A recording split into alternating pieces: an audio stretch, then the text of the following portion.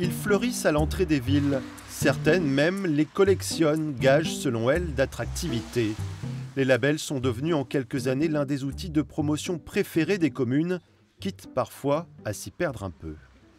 Aubigny-sur-Ner, 5500 habitants. Cette commune a été choisie par le label Villes et Villages Fleuris pour ses assises régionales cette année. Élus et agents viennent s'inspirer des recettes de son jardinier en chef. 20 ans maintenant que la ville compte 4 fleurs, le Graal en matière d'attractivité. Aujourd'hui, on tombe sur une journée où il y a plein de visites bien, qui sont en même temps. On s'est retrouvés à l'office de tourisme et on avait 3 groupes en fait mélangés.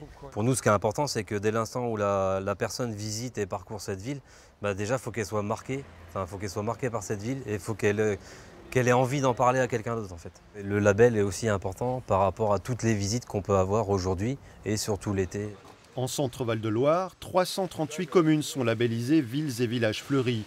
Créé par le ministère du Tourisme, le label est aujourd'hui piloté par une association. En 65 ans d'existence, il a dû évoluer. À une époque, oui, c'était les fleurs et uniquement les fleurs.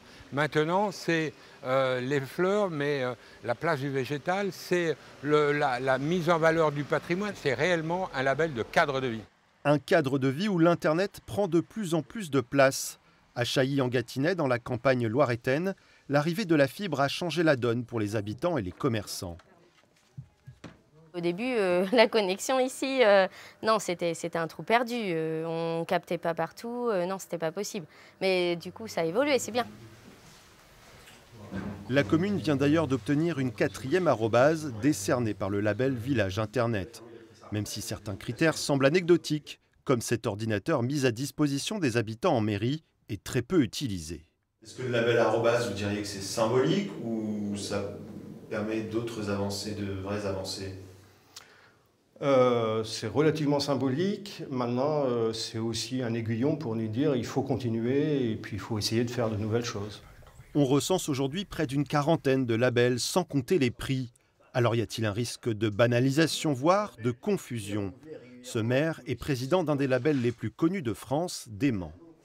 Il n'y a pas du tout de guerre de label. Finalement, on s'aperçoit que les critères sont différents selon les labels. Nous allons jusqu'à 2000 habitants. Les plus beaux des Tours de France, c'est à partir de 2000 habitants. Donc il n'y a pas de concurrence avec notre propre label. S'agissant des petites cités de caractère, nous sommes aussi complémentaires. Il y a des villages qui ont une double appartenance. Nous avons des villages qui sont à la fois plus petites cités de caractère et plus beaux villages de France, sans que ni les uns ni les autres ne trouvent à redire. Des labels publics gratuits, payants pour les privés de quelques dizaines à quelques milliers d'euros par an. Un investissement que les maires semblent aujourd'hui prêts à consentir pour valoriser leur ville.